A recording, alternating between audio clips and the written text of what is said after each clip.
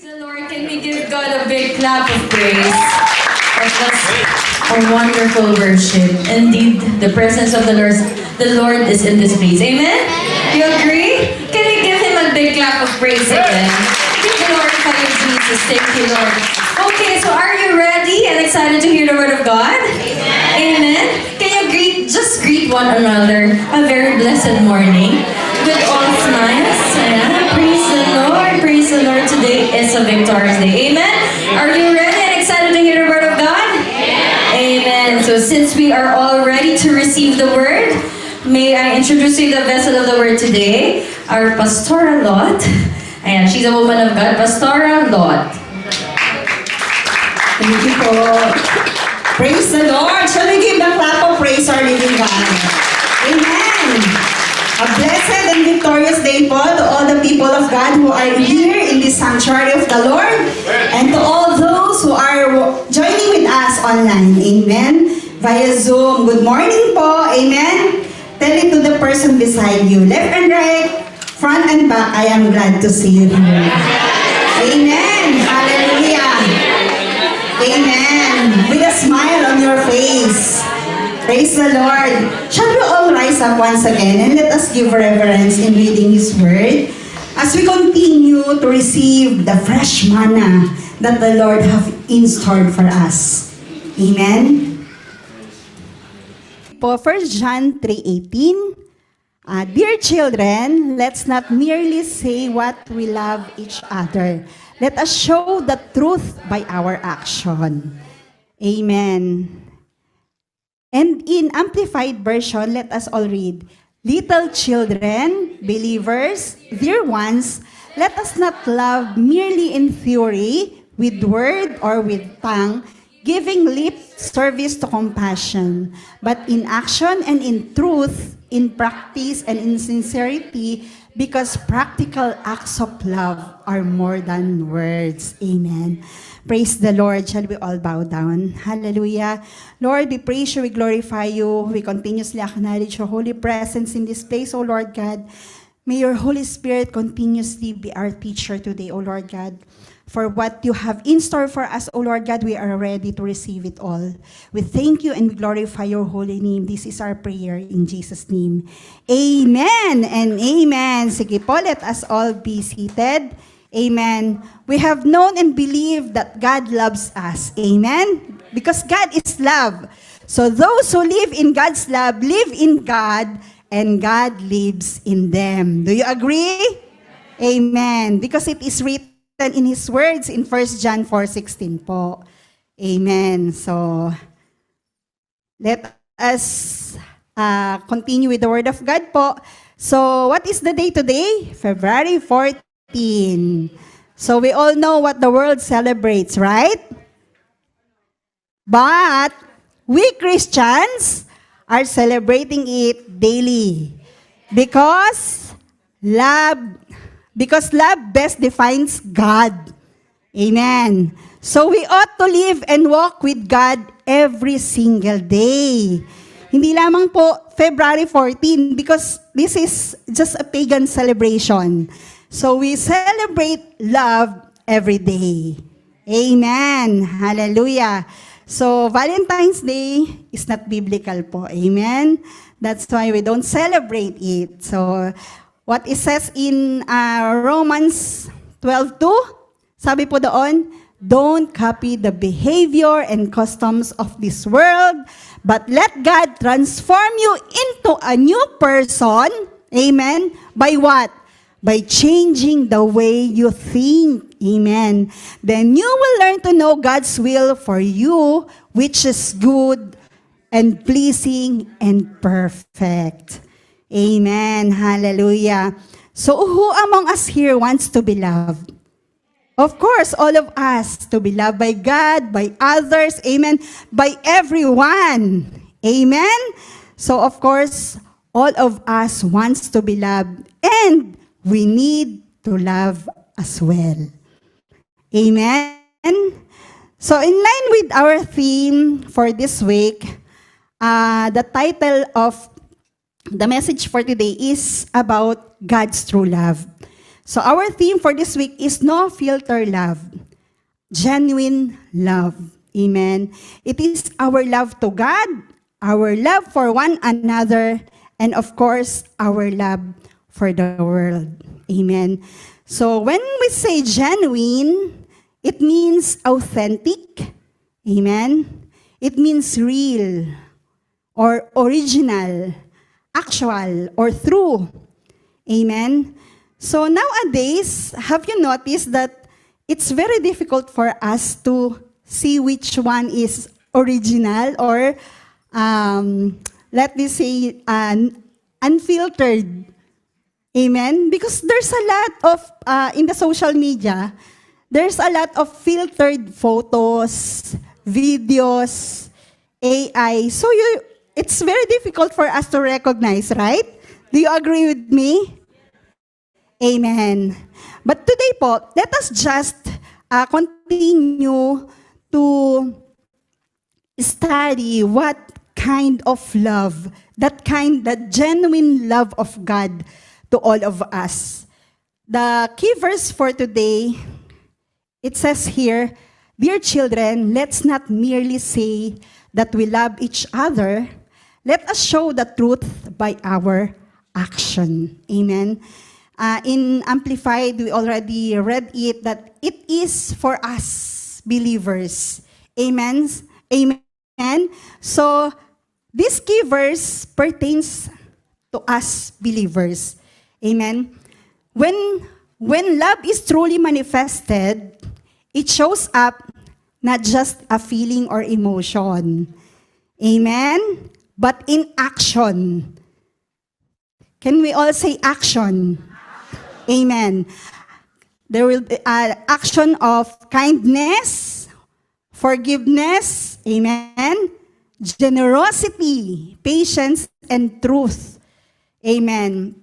It must be evident in our lives, in our relationships, and of course, in this community. Do we agree? Amen. So whenever we are agree with the Word of God, you can attentively say Amen. Amen. So hindi lang po ngayon ha. So ayan po ang title. The title of the word for today is God's True Love. Amen. So have you noticed, or are you tired of doing the same routine every day? Amen. Waking up in the morning, preparing yourself to go to work. Amen. Rushing every day in the metro. Or maybe you're driving and experiencing traffic. Nowadays, it's too traffic, right? Amen. And become angry when somebody overtake you. Are you experiencing that? Amen. Or maybe someone took your parking spot. Diba? Are we experiencing all of that? How about being irritated when our flatmates woke you up even when it's not time to wake up? Amen. So these are the unordinary things and routines in our daily lives. But how are we facing all these things makes us extraordinary? Amen. Extraordinary means even if someone step on your feet in the metro, you can still smile and say, "It's okay." Kaya natin yon? Can we do it? Amen. Amen. Hallelujah. But not in sarcastic way, okay? So we are all ordinary person or people, but we have extraordinary God. We have extraordinary God. Amen. So anyone who belongs to Jesus is extraordinary. Amen. Hallelujah. Tell it to the person beside you. I see Christ in you. Amen. Hallelujah. Hallelujah. I see Christ in you. That means we are all extraordinary because of Jesus Christ. Amen. Hallelujah. Praise the Lord. So, let us continue po. Shall we all say God's true love? Amen. It is easy to say that you love your brothers and sisters. Sige po, tell it to the person beside you, I love you with the love of the Lord. Amen. But showing true love requires action. Amen. Without God's true love, we cannot do it po. So, the question is, are we living in God's true love? Do we all know that we are God's true love? Because it is says in John 3:16, sabi po, for God so loved the world that He gave His only begotten Son, that whoever believes in Him shall not perish, but have eternal life. Praise the Lord! Amen! God's true love is for all humanity. That's all for us. He loves us so much. Amen? So with that, how we can prove our love to God and to other? Amen? We are all commanded to love one another. Amen? As it is written in Matthew 25:40, it's not there po. So the king answered and said to them, I assure you and most solemnly say to you, to the extent that you did it for one of these brothers of mine, even the least of them, you did it for me. So whatever we are doing to all those person that surrounds you, that's what you are doing to our God. Amen. Let us all be, let's take note of that the very nature of God is love. The very character of God is love. Amen? God created us because of His love. That's why He created us in His own image. Amen. Look at the person beside you. Kamukha ba ni Kristo? Is he or she look like Jesus Christ? Amen? Because He created us in His own image.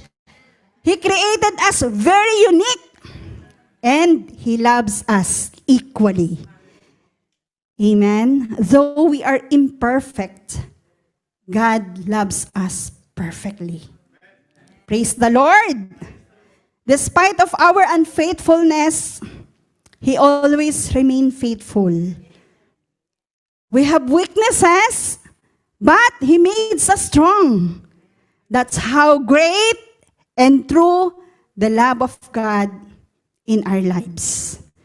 Amen? Praise the Lord. So, the first fruit of the Holy Spirit is love. At it says in Galatians 5:22, what are the fruit of the Spirit? Love, joy, peace, patience, kindness, goodness, faithfulness, gentleness, and self-control. So today po, I will just share 4 points on how we can love others through, of course, we imitate Christ. So there are biblical principles on how God demonstrates His love to us. This is just only 4 po. So bear with me, amen, and let us continue po in studying His words, amen. So what is the first point? God's true love is sacrificial. Amen. God's true love is sacrificial. What and how you can sacrifice to your neighbor or to others or to one another. Amen. It is written in John 3:16, this is how God loved the world. He gave His one and only Son so that everyone who believes in Him will not perish but have eternal life. Sacrificial means putting the needs of others above our own compassion.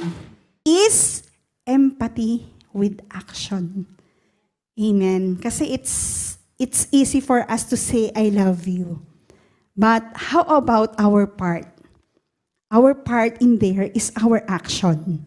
Amen. So same thing with the love of the Father to each one of us. Father God gave His one and only Son. Amen. Jesus Christ for our salvation.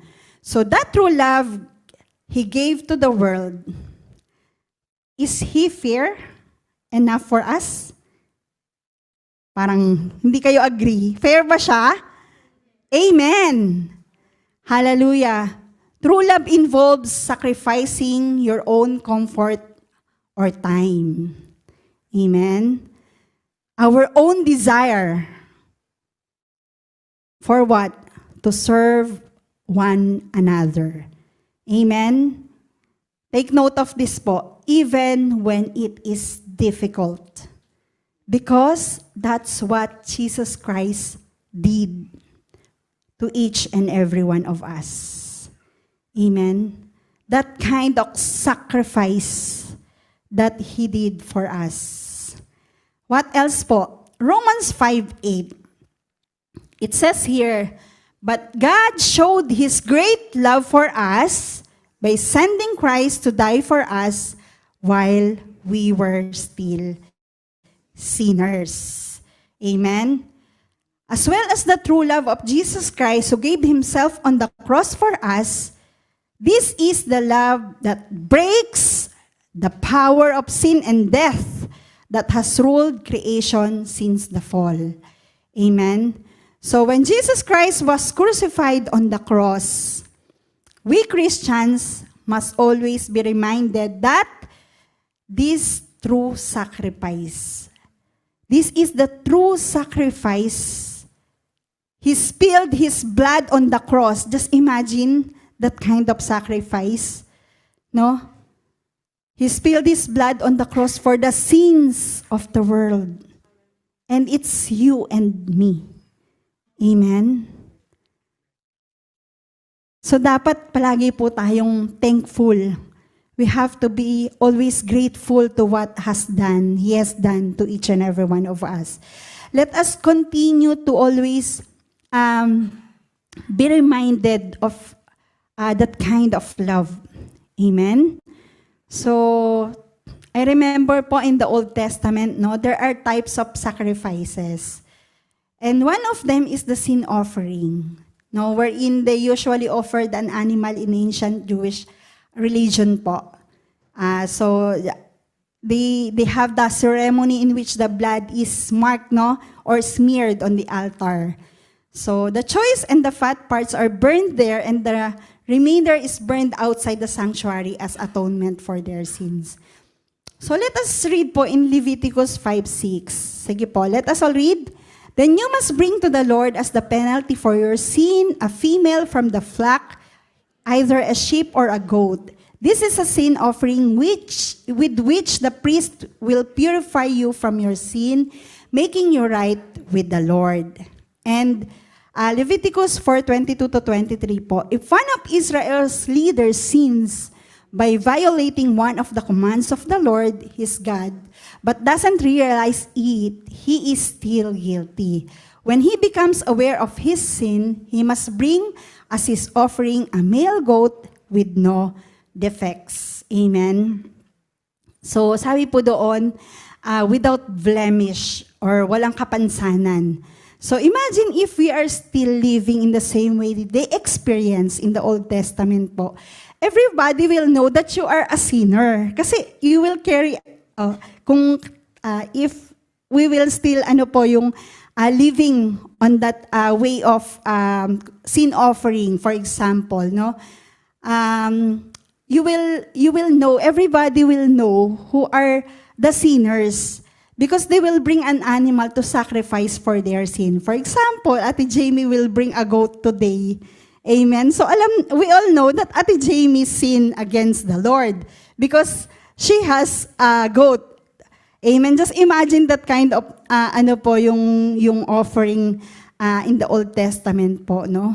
Or probably all of us now has yung herds of goats or other animals, 'di ba po? Or maybe animals are selling out too fast in the market because in demand. Because we all know that we are all sinners here in the world. Amen? Hanggang nandito po tayo sa ating flesh, amen, we are prone to sin. And because of that blood of Jesus Christ, amen, talaga pong pinurify niya po tayo. Amen? So, praise God for the life of Jesus Christ as an atonement for our sins. Because we are not experiencing all of that sin offering po. Amen? Shall we give a clap of praise, amen, to our living and loving God, amen, who died on the cross for you and me. Amen. So that's how He sacrificed His life for each and every one of us. Second one po is God's true love is faithful. Do you agree with me? Amen. So how, the same question po, how we are going to be faithful, amen, to all the people that surrounds us, even when they are not good to us, amen, when they are not nice to us, amen. So the Lord is teaching us today that in Lamentations 3:22-23, it says here, the faithful love of the Lord never ends, amen. His mercies never cease, great is His faithfulness. His mercies begin afresh each morning. Amen. The very nature of God is faithful. He is our faithful God. Kaya nga po, even though we are not faithful, He remains faithful. Amen. So, just imagine po, when the sun rises in the morning, let this be a reminder of God's everlasting faithfulness to us. Amen. The moment we wake up, another day that can prove His faithfulness is His provision in everything that we need. Meron po bang nagkukulang sa atin dito? No one, right? We never lack anything because we know and we believe that God is our great provider. Amen? And that is His faithfulness to each and every one of us. His grace and mercy is new every morning. Amen po ba tayo doon? Amen. It says in Psalms 89, 1-2, shall we all read? I will sing of the Lord's unfailing love forever. Young and old will hear of your faithfulness. Your unfailing love will last forever. Your faithfulness is as enduring as the heavens. Amen. Sabi ko nga po kanina, as I have told you earlier, that the very nature of God is faithful. Amen. He is unchanging. He is true to His words. Amen. He does what He says and He will do, and He has the power to do. Amen. He has promised salvation to His people and will keep His promises forever. Amen. Tayo, we human, we have promises, but we always said that promises are made to be broken. But for the Lord, His promise is His promise, and He will fulfill it. Amen. To each and every one of us. Amen. So, remember the song, Waymaker, Miracle Worker, Promise Keeper, Light in the Darkness. Amen. That's our God. Amen. That is He. Amen. In our lives. He is faithful God. So, faithfulness is another fruit of the Holy Spirit. Amen. Psalms 36:5. It says here, your unfailing love, O Lord, is as vast as the heavens. Your faithfulness reaches beyond the clouds. Amen. We sang the song earlier po, na sabi doon, your love never fails. Amen. We always fail the Lord, but His love will never fail. Amen. So God's faithfulness is immeasurable. Amen? It has no beginning and end. Praise God. So even the most faithful person on earth can still do mistake. Kahit husband mo pa yan or wife mo pa yan. Amen? Amen. Because we are limited, but our God is unlimited. Amen. Hallelujah. Hallelujah. So, number 3 na po tayo. God's true love cast out fear. God's true love cast out fear. It says in 1 John 4:17-19, shall we all read po? And as we live in God, our love grows more perfect. So we will not be afraid on the day of judgment. But we can face Him with confidence because we live like Jesus here in this world. Such love has no fear, because perfect love expels all fear. If we are afraid, it is for fear of punishment, and this shows that we have not fully experienced His perfect love. We love each other because He loves us first. Amen.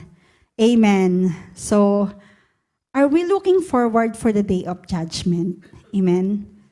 Are we confident enough when this day comes? So love that comes from God gives us confidence. Amen. Hallelujah. That in the day of judgment, we must be expressed in love for others, in obedience to God's commandment. So John mentions in verse 17 po, sabi doon that as we live in God, our love grows more perfect. Amen? Let us all assess ourselves po. Are we growing in the Lord? Sabi po doon sa team natin, keep going, keep growing. Amen. Hallelujah. So God's true love is preparing us for this day. Amen. We must have a holy fear, or yung fear natin, divine fear sa atin pong Panginoon. Meaning, if we fear the Lord, we are aware of what are those unpleasing to His sight. Amen? So, we must live a life that is holy and acceptable to God. Acknowledging that God Himself is the source of all love. Amen? Do we still have the fear and anxieties when the day of judgment comes? No, amen, right? So we are all prepared. Tatlo lang yung prepared. Amen? Are we all prepared? Amen. Amen. We are excited to see Jesus face to face. Amen? And that's what we are looking forward. That's why we are here. Amen? That's why He said, be watchful and prayerful.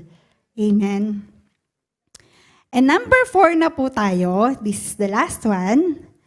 God's true love is eternal. Amen?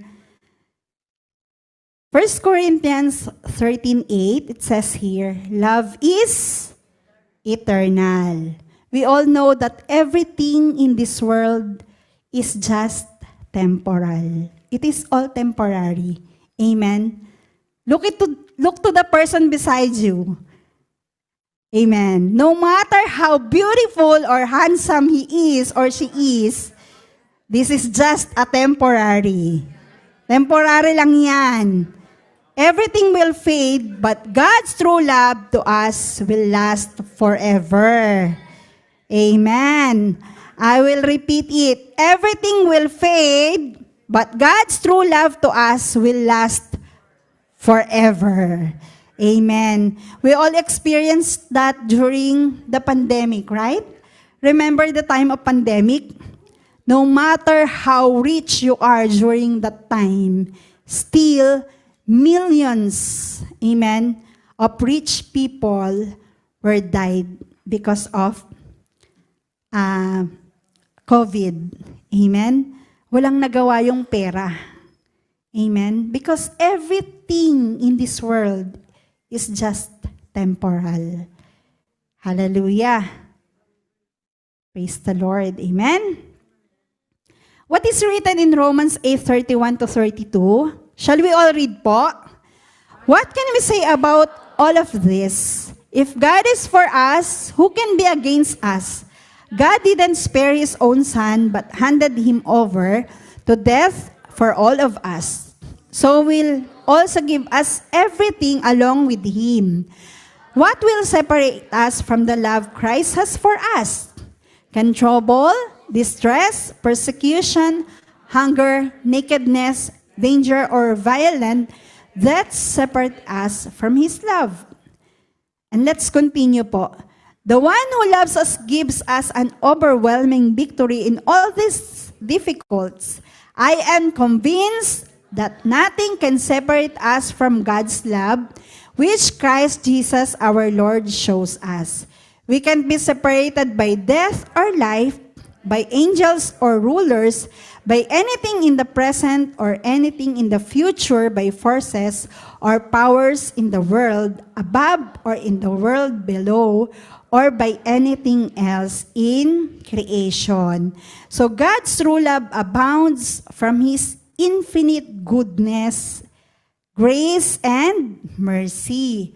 So do you know that God chose us to love and care for us because He wants an eternal relationship with us? Amen. Hallelujah. That kind of relationship that will last forever. Amen. Kaya, that's why forever can only be found in the Lord. Amen. Tell it to the person beside you, kay Lord lang may forever.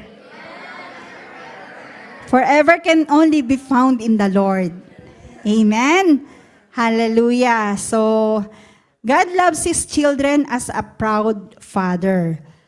So, as we choose to have a relationship with our God, we will be called a child of God. Amen. If we have that kind of relationship to Him, we are privileged to be called His child. Amen. We are all children of God. So let us declare, I am a child of God. Amen. Hallelujah. Nothing will be able to separate us from the love of God.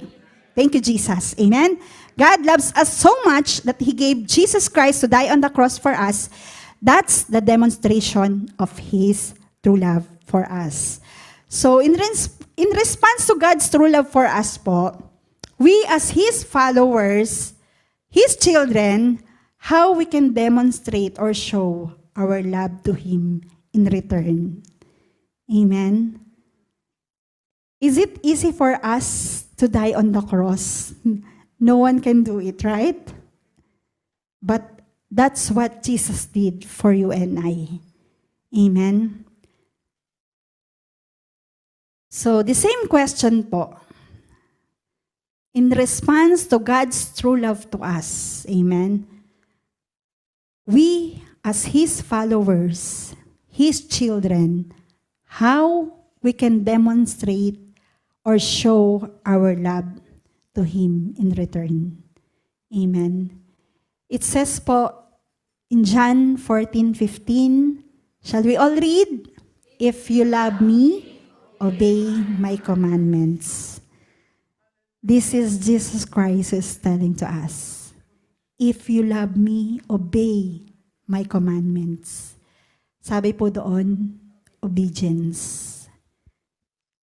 Obedience is the key or the answer on how we can show our love to God. Amen. We are commanded by God to obey His commandments. So if we want to show our love to Him, we have to obey. Amen. So is it easy, my dear brothers and sisters? Is it easy to obey God? Amen. Parang wala nang mag-o-obey. Is it easy to obey God? Amen. All for, because of His grace, we can. Amen. And of course, through the power of His Holy Spirit that is in us. Amen. It's not easy if we will do it by our own might and power. Amen. It is easy, sabi po doon, and I will, John 14:6, and I will ask the Father, and He will give you another advocate who will never leave you. It is easy if we are led by the Holy Spirit. Amen. In other version po, Holy Spirit is the helper, comforter, intercessor, counselor. Amen. So it's easy if we will do it through the power of the Holy Spirit. Not by our own might, but not by our own power, but by the Spirit that is in us. Colossians 3:12 po, shall we all read? Since God chose you to be holy people He loves, you must clothe yourselves with tender-hearted mercy, kindness, humility, gentleness, and patience. And in Amplified po, shall we all read? So as God's own chosen people who are holy, set apart, sanctified for His purpose, and well-beloved by God Himself, put on a heart of compassion, kindness, humility, gentleness, and patience, which has the power to endure whatever injustice or unpleasantness comes with good temper. Amen. So, praise the Lord po. And in our summary po, the 4 biblical principles on how God demonstrates His love to us. God's true love is sacrificial. God's true love cast out fear. God's true love is eternal. So, let's go to our conclusion po. Amen. John 13:34-35. Shall we all read? So now I am giving you a new commandment. Love each other just as I have loved you. You should love each other. Your love for one another will prove to the world that you are my disciples. Amen. Are we Christians, or are we really a disciple of Jesus Christ? Amen. Take note po that a disciple isn't just someone who believes something about Jesus. Amen. But he or she is a follower and imitator of Jesus Christ.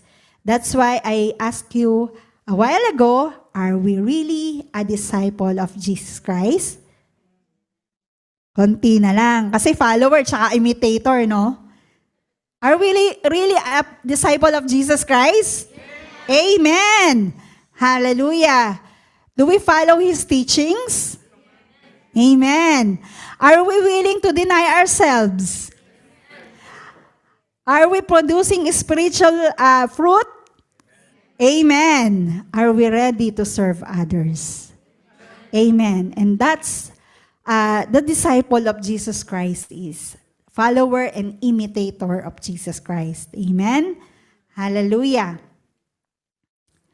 So, 1 John 4:8 po, but anyone who does not love does not know God, for God is love. Amen. Does everybody knows how to love? Amen. Of course, love for God, love for one another, and love for the world. Amen. So, can we give our treaties to the Lord as our sacrificial offering to Him? Our time, treasure, and talent. That's our treaties, no? So, love one another includes loving our family, children to their parents, amen? Parents to their children, of course, husband and wife, our siblings, our brethren, our neighbors, and all the people in the world. So, We as children to our parents, we should love and honor them, and we will have a long life if we do it. Amen. That's God's promise to all of us. Those children who love their parents, who honor their parents. Amen. How about husband and wife? Amen. Husband and wife, we should love and respect one another. Amen? Amen.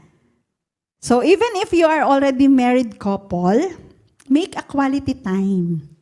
Amen? You can go out for a dinner or have a coffee together while having a small talk. Amen? Are we still doing it? No. Kasi family nang inuuna, amen? Or iba na, we're busy, no? So, praise the Lord. Hallelujah. But it's very important that husband and wife has yung quality time. Amen? So, singles, amen, who among you are in relationship? May mga singles tayo? Singles. Wala nang singles. Ay, Tita Lerma na lang. Si Tita Lerma lang nagtaas ng kamay. Wala kayo, hindi kayo mapag-pray. So, just a kind reminder po, since as I have told you earlier din po that we celebrate love, no? Every single day. Amen? So, just a kind and sweet reminder lang po to all single ladies here and out there. Amen? So, it's not true po that you will prove your love to your boyfriend, amen, if you give everything to him. Do you agree with me po? So, I know that you know what I mean. Amen po? Amen. So, let us always choose, amen, to live a life that is holy to the Lord. Amen. Even if you are at the age now of 30s or 40s, amen, 50s or 60s, amen. Hallelujah. Let us always be reminded that we cannot lower down or ignore God's standard. God's standard is still God's standard. Kahit tumanda ka pa ng 60s, 70s, amen. Hallelujah. You have to live a life that is holy and pleasing to the Lord. Amen. So for all those singles who are still praying and waiting for their godly partner, amen, just continue to pray. Amen. If you need to kneel down in prayer and fasting, do it. If you need to travail, amen, do it. Hallelujah. Pray for someone who will help you in your calling. Build your relationship with Jesus Christ. Amen po ba tayo doon? And to show our love to the world po, amen, let us continue to share the gospel of salvation to all the lost soul. That's how we can show our love to them. Amen? So, I will end up po my preaching in a very short testimony, my life testimony po. So, I remember po when a time when we were praying for a baby, amen, a year after our marriage. So, we waited for 6 long years before it has been fulfilled po. Amen.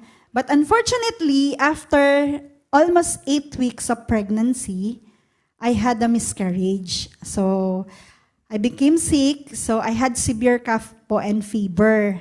That's why I had a miscarriage.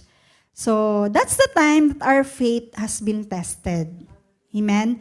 But praise God, because we are being loved and surrounded by the people of God who prayed and never left us during that time. And that's, po, that's the power of being surrounded with the people of God. Amen? You will never feel that you are alone. because they are there to help you pray, to encourage you. Amen. Hallelujah.